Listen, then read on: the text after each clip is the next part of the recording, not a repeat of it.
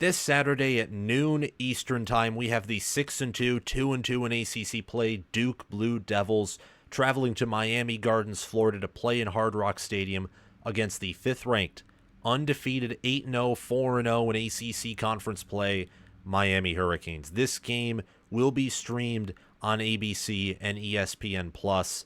Miami is given a 90.7% chance to win this game per ESPN's FPI. And the Hurricanes opened up as 21-point favorites, so 3 touchdown favorites exactly. The line has been bet down just a little bit by a point exactly.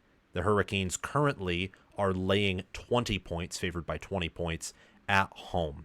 And let me tell you, Manny Diaz is going to have a chip on his shoulder because of how the Miami Athletics Department was openly courting Mario Cristobal while Diaz was still the head coach, and then they fired him essentially in disgrace. Duke has found ways to win in close games. They found ways to make games closer than they should be. I think the perfect example of that is this past weekend against SMU, where they had a +6 turnover margin. That right there is a statistic that almost guarantees a win, and yet they lost in overtime because really they couldn't make a field goal, and SMU is honestly the better team. But with all that being said, Duke has found ways to beat Miami before, 45-21 in 2022, Cristobal's first year. They found ways to win close games, and Miami has played in several competitive games this season against Louisville, against Cal, against Virginia Tech. Florida State was a bit lower scoring than I expected, and we know that Hard Rock Stadium is not going to be the most intimidating environment, which I think is quite sad. It's a nice stadium, and I think that Miami has a pretty big fan base and a pretty good opportunity to create an epic home field environment. But it is what it is. Miami's a big favorite here. They're one of the best teams in the country. They're one of my favorite teams to watch. We typically cover the Big Ten here on college football with Sam, but I want to talk about this game because Duke may be one of the tougher remaining opponents on Miami's schedule, a schedule that is one of the weakest in the country. And this Miami team reminds me a lot of the 2022 TCU and 2023 Washington teams. They get in close games, but they have seemingly unlimited offensive firepower. And I do think that Cam Ward is one of the best quarterbacks, if not the best quarterback in the country. So I'm going to give a preview for this game, give my prediction, and before we get into that, I just ask that you subscribe to the channel if you haven't already. Please click the notification bell, share this video around so that you can, well, have more people join our awesome community here. We just broke 20,000 subscribers, and we'll be doing a giveaway at the end of the regular season, which you can be a part of because you helped us get to 20,000 subs. You'll help us become the best college football channel on YouTube someday. And again, hit the notification bell, like the video, and subscribe. Hitting that bell is so important because it notifies you when I release new content. Subscribing makes sure that we're in your feed, and liking the video helps us get into the feed for everyone, gives us a boost in the algorithm. Comment your thoughts down below in the comment section on this matchup. Give your own preview and analysis of this game, and also type out your score prediction if you may. Make sure to join our Discord server via the link in the description or down below in the pinned comment, where we talk college football 24/7. And if you want to support the channel monetarily, well, the Patreon page, where you can sign up as a paid member, or the merchandise store, you can purchase merchandise. Those are open to you, and you can visit them via the link in the description or down below via the link in the pinned comment, just like where the Discord link is. But let's get down to business and talk about this matchup here. It's key for the Miami Hurricanes to win their remaining games. It's key. Now, that may sound redundant to you, but it isn't redundant at all, because Florida, per advanced analytics like FPI and power ratings, may just be the best team on their schedule. That might be their best win, and I don't know if Florida's going to finish with a winning record. And last time I checked, Pittsburgh, SMU, and Clemson are undefeated in ACC conference play. One of them is going to lose because, well, SMU plays Pitt this Saturday, and then eventually Clemson plays Pittsburgh. So that'll sort of solve itself. However, if Miami loses one game, they're going to get in a scenario that'll rely on some tiebreakers here and there. If they just go undefeated, they're maximizing their chances of getting into the ACC championship game. There's not much to worry about. I mean, of course, if SMU beats Pitt and Clemson beats Pitt, It could be Clemson versus SMU. It could be Clemson versus Miami or Miami versus SMU in the ACC title if they're all 8-0 because of how the tiebreaker system works. But regardless, you'll finish undefeated. No matter what, I think Miami's reaching the playoff, whether they're 12-0 and somehow miss the ACC championship game or whether they're 13-0 ACC champions or 12-1 and lose in the ACC title game. They'll be in the playoff in any of those scenarios. 11-1 and missing the ACC championship game, I imagine Miami would probably still be in, but I don't exactly know because, again, they haven't played anyone. And I don't know what the committee criteria is for strength of schedule. I don't even know if they care about that. I'm going to presume they do, but I don't know how much they'll care about that. So Miami, they don't control their schedule. It's not their fault, but they have to work with the cards they've been dealt. They need to win out, and winning dominantly is going to help as well. And they have an opportunity to do that here against Duke and in their remaining games. Duke has the opportunity to play spoiler, and they're only viewed as 2.4 points better than the average college football team per FPI. Miami is viewed as 19.1 points better than the average college football team per FPI. I mean, it would be an upset of biblical proportions, an upset that we would all be talking about for a week, if not more, an upset that we would remember. We'd remember this upset if it occurs, if Duke somehow beats Miami, because Miami is viewed literally as about 3 scores better than Duke, and then you add in home field advantage. That explains the 21, 20 and a half, or 20 and a half, 20-point spreads. That explains that right there, because home field advantage is typically 3 points. I'm not going to add more home field advantage than that, because Miami does struggle to fill up their stadium. And right there, that gets you Miami winning this game by 17 to 20 points per FPI. Per S&P Plus, where Duke is viewed as 7.3 points better than the average college football team, Miami is viewed as 23.3 points better than the average college football team, you get anywhere from a 16 to 19-point win. So Miami is the heavy favorite here, I think, for very good reason. They have an offense. Duke doesn't really have an offense. Now, Duke, as we'll discuss, I believe is a better defense than Miami, but Miami has a lot of talent on the defensive side, and there's not much of a separation there. I don't think as deep of a separation as perhaps the analytics say. Miami has one of the best offenses in the country, and that's not up for debate. I mean, they score at will with the weapons that they have. Duke has a points per play margin, though, of 0.106. It's not a dominant points per play margin. That means they only score about a tenth more of a point per one of their plays compared to one of their average opponent's plays. But it does mean on an average basis they are going to beat their opponents. So their 6-2 record really translates to this points per play margin. And this statistic that I have from TeamRankings.com does not include their win over Elon. It does not include their FCS games. They have beaten UNC 21-20, Middle Tennessee State 45-17, lost to Georgia Tech 24-14, beat Florida State 23-16, lost to SMU 28-27 in overtime. They barely beat Northwestern by 6 earlier in the season, only beat UConn by 5. I mean, this team has won several close games, and they do that with a defense that has 24 sacks and that has a total of 19 takeaways, 9 interceptions, and 10 fumble recoveries. We like to view things from a bird's eye view, from a broad picture here on College Football with Sam in our preview and prediction videos. Then we like to dive into the details, so we'll talk about the players here in a bit, along with the matchup here. But let's shift focus a bit to Miami and how dominant they've been, even with some of their close performances. They have a points per play margin of 0.247. That means for every one of Miami's plays compared to every one of their average opponent's plays, they score 0.247 more points. No surprises either. Miami has a expected points added margin of 0.297. Duke only has an expected points added margin of 0.042. Miami has played in 3 close games, but they've had 5 big wins. Now, Virginia Tech and Louisville, I would say, are the better teams that they've played outside of Florida, and Florida is better now than they were at the beginning of the year, I think. And California, that was a game that started late for Miami's bodily clock, and I think that Cal sold out in that game, and I think the evidence bears out in that with how well they played Miami versus how crap they've looked against all their other ACC opponents. Going further looking at these teams, their strength of schedules are not all that strong. I mean, Miami's right now, they have played the 47th toughest strength of schedule. And I almost have a hard time believing that, actually. But I think Florida factors in there because Florida right now is viewed as a fringe top 25 team by power ratings. Duke's only played the 96th strength of schedule. Duke's 68th in game control.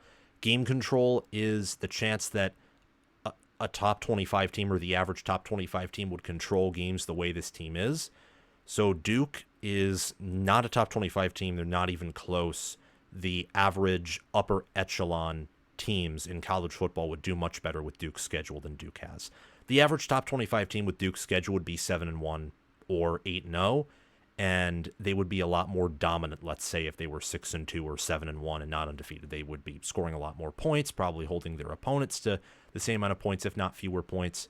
For Miami, they're 16th in game control, the Hurricanes are, and they have done it with a top 50 strength of schedule. So their strength of schedule, it's not been all that tough. It hasn't, but I don't think that it's maybe been as much of a cakewalk as some think. It's been easy. It's easy for a team that's rated in the top 5 or ranked in the top 5 as Miami is in the coaches and AP poll. They haven't played a schedule like Georgia or Texas or Oregon or Ohio State, for example. They don't play in the Big Ten or the SEC, which are tougher leagues, but they played Florida non-conference.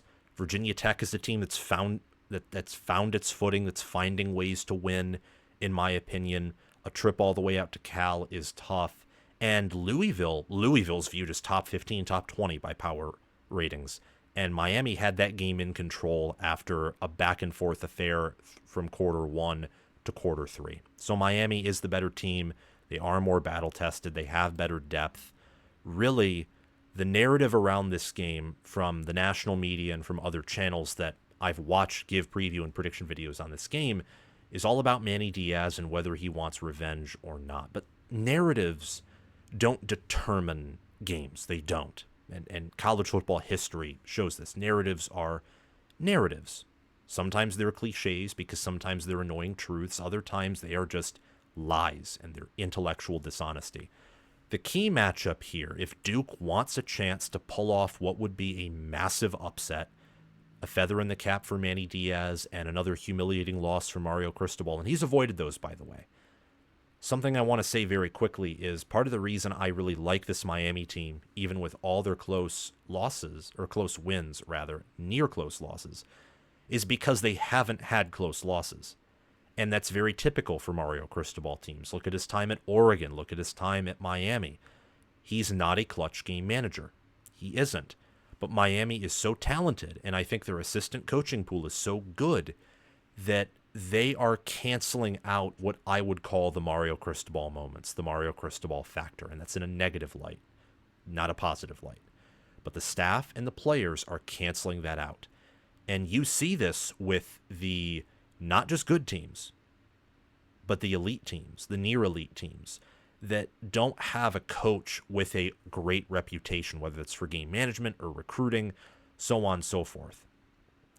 You see that those really good teams that happen to have a coach that aren't a Nick Saban, or not an Urban Meyer, or not a Dabo Swinney, not a Kirby Smart, not a Jim Harbaugh, not a Ryan Day. You know who I'm talking about. Those teams are some of the best in the country because they can even compensate for some of the ineptitude in the coaching staff. 2019 LSU is an example of this. I don't know if Miami can be that type of team, but I'm saying they're finding ways to win. It's because of their talent. It's because of their schematics. They're breaking what would be considered a college football rule in relationship to Mario Cristobal, and that's something to pay attention to, especially if they play in the ACC championship game, or if, but more likely when they play in the college football playoff. The critical matchup in this game, though, is Duke's defense against, I think, Miami's passing offense. Miami has been able to run the football recently, and they've been trying to run the football more, but it's still Cam Ward's show, and it's still the passing attacks show. That is how they are going to blow games open. That is how they are going to make you play catch up. That's how Miami is going to get ahead of opponents suffocate them, make them get out of their shell, and ultimately win, and often win big. Miami this season, scoring offense-wise, they're first in the country. They score 45.4 points per game. They score 0.61 points per play. That's sixth. They are first in offensive touchdowns per game and first in offensive points per game. You look at their total offense, they are first in yards per game, averaging 562.4. That's first. Duke only averages 333.9 outside the top 100. Duke averages 4.9 yards per play. That's, again, outside the top 100. Miami is first in yards per play, averaging 7.6 yards per play. It's absolutely crazy. Miami is averaging 5.6 yards per carry, 11th, which is really good, but they only run the football about 34 times per game, which is 90th. Therefore, they don't generate top 25 rushing yards. They're 30th in rushing yards per game, 189.6, which is way better than Duke, who only gets 118 rushing yards per game on 3.6 yards per carry. And maybe Miami in this game does just want to run the football, kill the clock, condense the game, suffocate Duke, and they can do that. They can. They have the offensive line. They do. And Duke's rushing defense is not exactly stellar. However, you look at Miami's total yardage on the ground versus what they do through the air, where they are second in passing yards per game, averaging 372.9, and they are sixth in average team passer rating with a 174, and they're top 10 in yards per pass attempt, averaging 9.7, and yards per completion, averaging 14.3. If you are going to make this a close game, you do what Virginia Tech did. And what Virginia Tech did in Hard Rock Stadium is they got pressure on Cam Ward, and they forced some turnovers. They forced some mistakes. And Miami right now has a 4.95 quarterback sack percentage offensively, which is 50th. That means on about 5% of their dropbacks, namely Cam Ward's dropbacks, they give up a sack. They've given up some uncharacteristic pressures, I think, for the offensive line talent and coaching that they have. Duke actually has a better sack percentage than Miami does. Now, they've played an easier strength of schedule, so keep that in mind. But Miami's allowing 2 sacks per game right now and about a sack on 5% of their dropbacks. And Duke's defense is top 30 in opponent points per game, opponent yards per point, opponent points per play. They're top 20 in opponent offensive touchdowns per game, only giving up 2.1. They've done a very good job at forcing turnovers, for example. Their turnover margin right now is plus 1.9. That's second.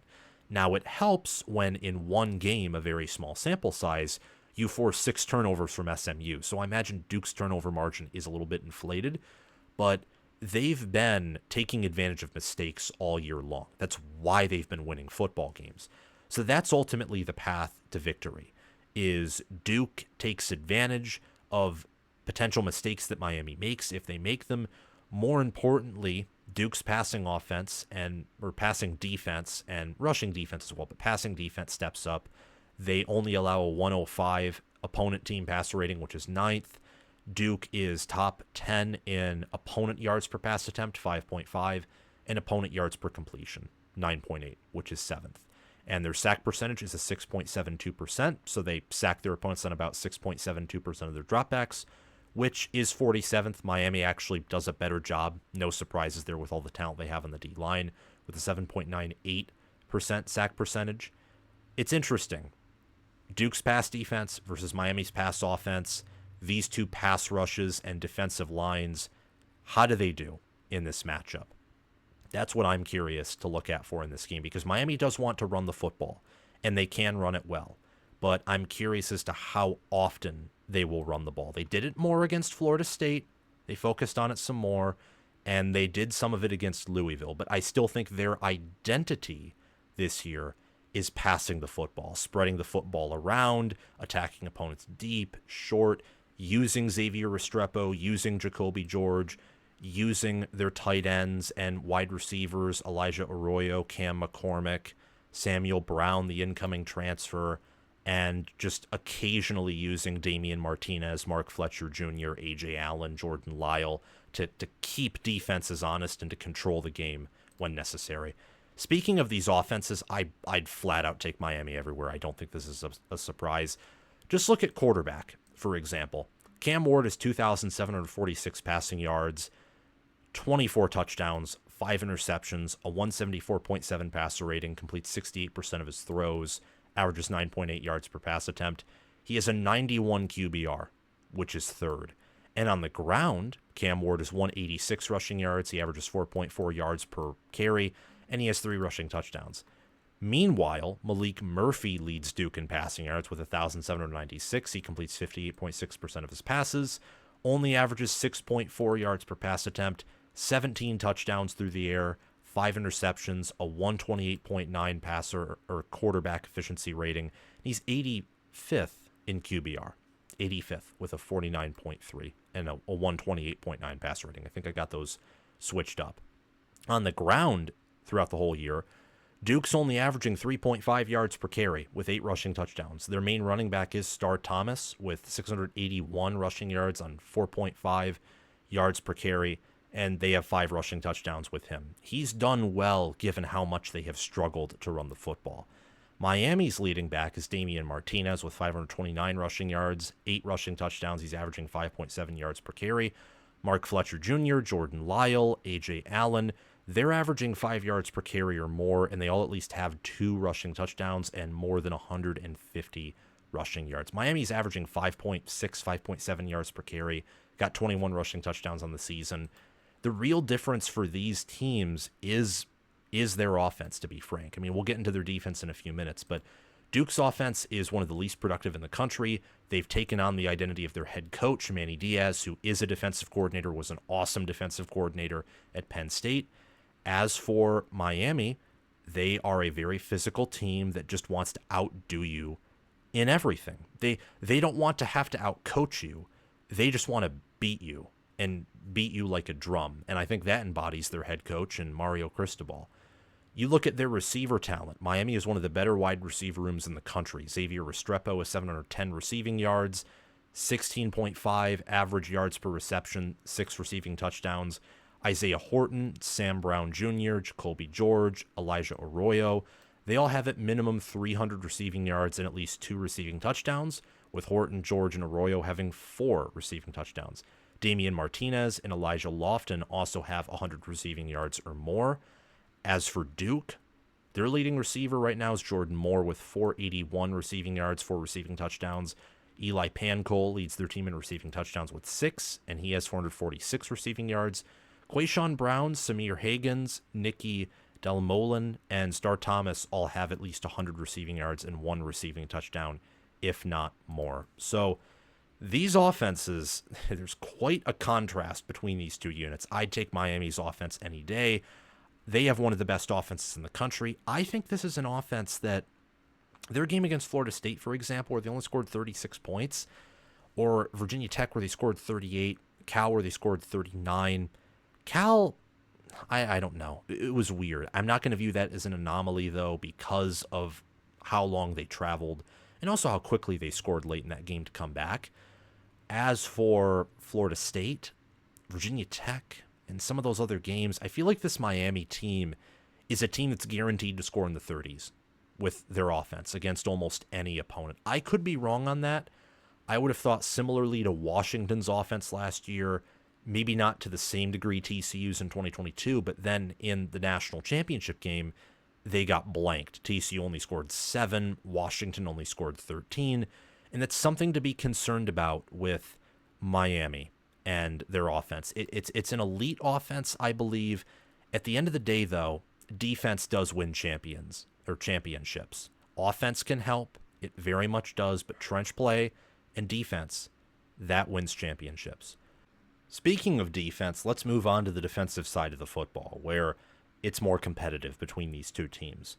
I don't exactly know which defense is better here. Data says Duke, but Duke's played an easier strength of schedule. But to counterbalance that, Duke doesn't have the same offense that Miami does, not even close.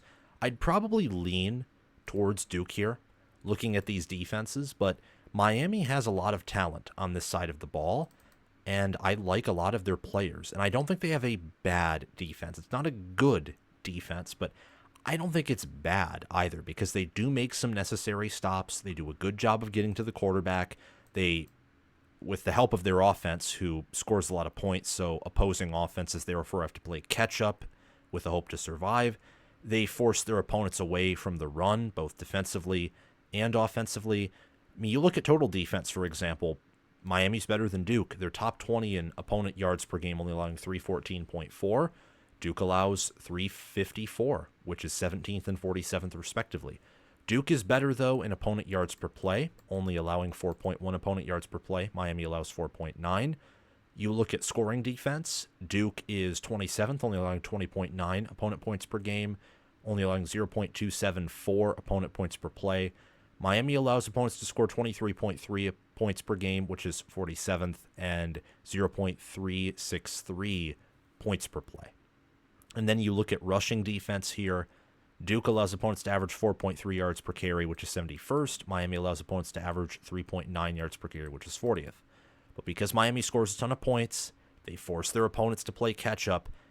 Opponents only rush for an average of 26.6 attempts per game on the ground against Miami, which is second. So Miami's rushing defense isn't tested a whole lot, and when it is tested, it isn't always successful, but it's not bad either.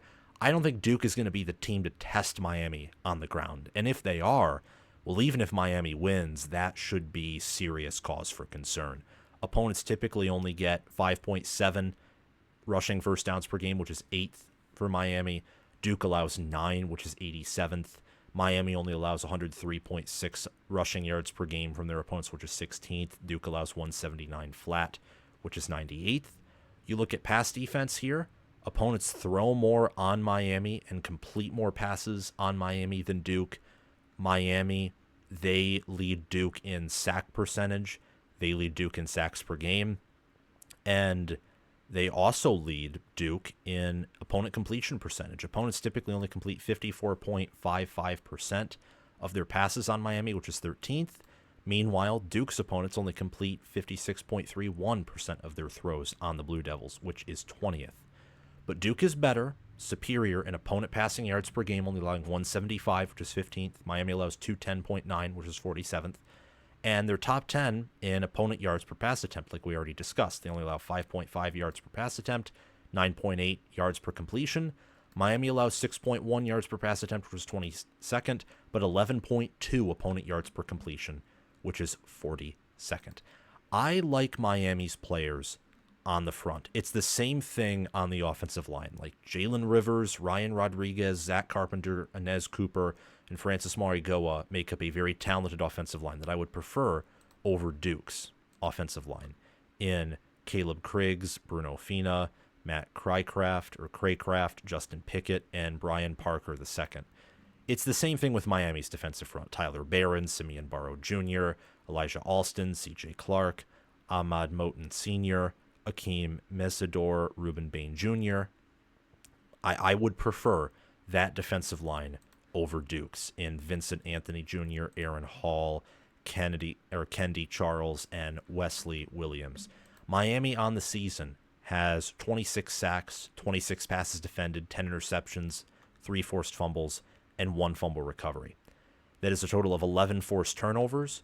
Duke has nearly double of that, 19 forced turnovers, 9 interceptions, 10 fumble recoveries, 14 forced fumbles, 30 passes defended, and 24 sacks. Duke's leader in sacks is Alex Howard with 5. He also has a fumble recovery and has 59 total tackles, where he leads the team. So all-purpose player right there, really good player on defense. And I think that at linebacker, it's a push. Miami has some pretty good linebackers, but Duke does too. I would take Duke's secondary with their ability to force turnovers, defend the pass, and also they're top 10 in yards allowed per attempt, yards allowed per completion. Miami's secondary has mightily, and I mean mightily, struggled this season. Miami's leader in sacks is Simeon Barrow Jr. with 5.5, transfer defensive tackle from Michigan State. He has a pass defended and a forced fumble. Tyler Barron has 4.5 sacks. Miami's leader in tackles is Francisco Mauigoa, who has 2 sacks, an interception, a forced fumble, and 5 passes defended. These defenses have talent, but I think Duke's is better coached. I think they're better in fundamentals. They're a more stable defense. They're willing to play a bend but don't break, which Diaz defenses are typically very aggressive. They get sacks, they get turnovers, and they're doing that this year. But I don't think they have the personnel that he had, like, let's say, at Miami when he was their DC, or especially at Penn State where he was the DC in 2022 or 2023, where you can have a great rushing defense or an elite rushing or near elite rushing defense like last season at Penn State and constantly get to the quarterback and be aggressive.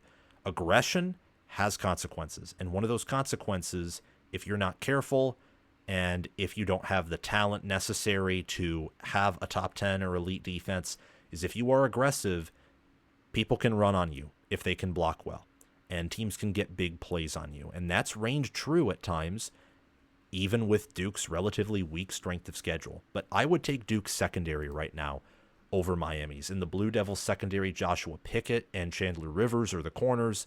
Jalen Stinson and Terry Moore are the safeties, and Cameron Bergeron is the nickelback. I would take them over O.J. Frederick Jr., Jaden Harris, Michelle Powell, Jedias Richard, and Daryl Porter Jr. From my understanding of things, although there may be some injuries, just looking at Miami's defensive depth chart compared to when I reviewed them in the preseason, it looks like there has been quite some rotation in that secondary. So I imagine that they're trying to figure out some things on the defensive side of the football, because their secondary, defense overall, but secondary in particular, has not been functional at the level they want or need to be. And I say need because this team wants to compete for titles.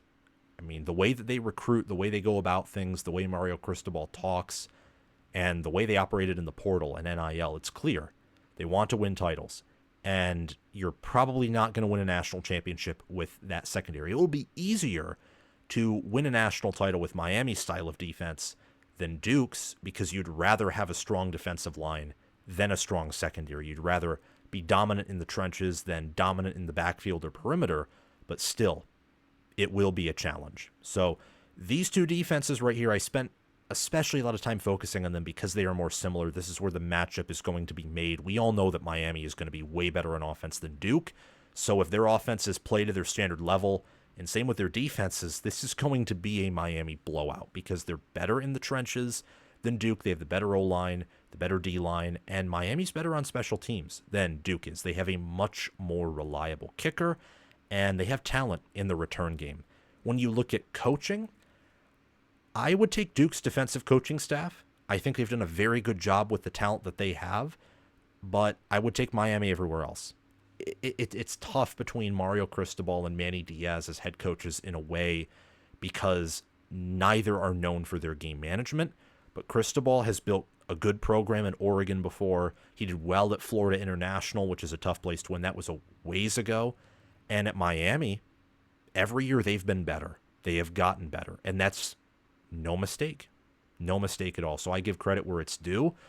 I think Mario Cristobal is the better head coach. I think that Shannon Dawson coordinates an awesome offense. I think that Aaron Feld is a great strength and conditioning coach. So coaching also goes to Miami. And I end this off saying that I think Miami covers and I think they win big. I don't think an upset is going to happen here. I don't even think it'll be that close of a game.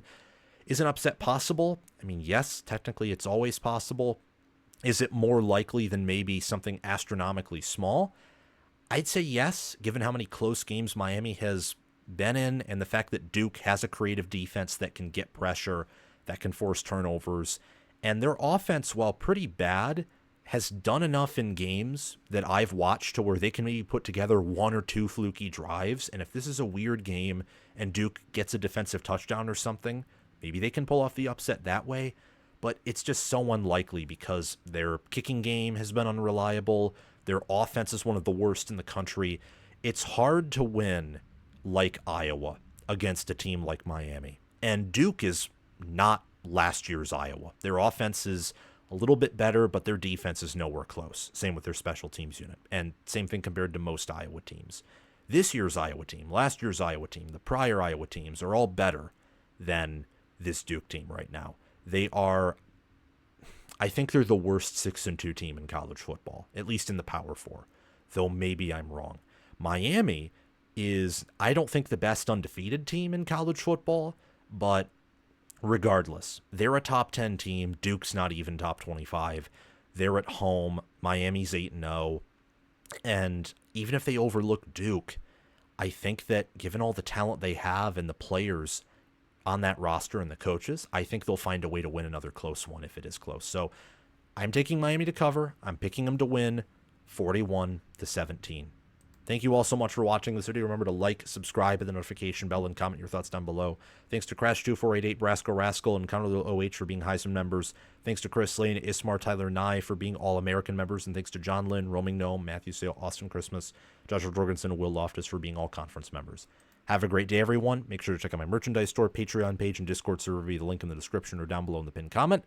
I will see you all very soon. Go Blue Devils and go Hurricanes.